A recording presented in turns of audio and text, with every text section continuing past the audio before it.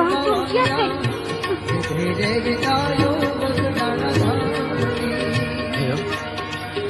બાપાનો ખર્ચો થયો ને.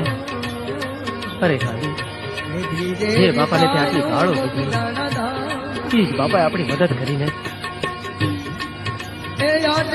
સાચી વાત છે.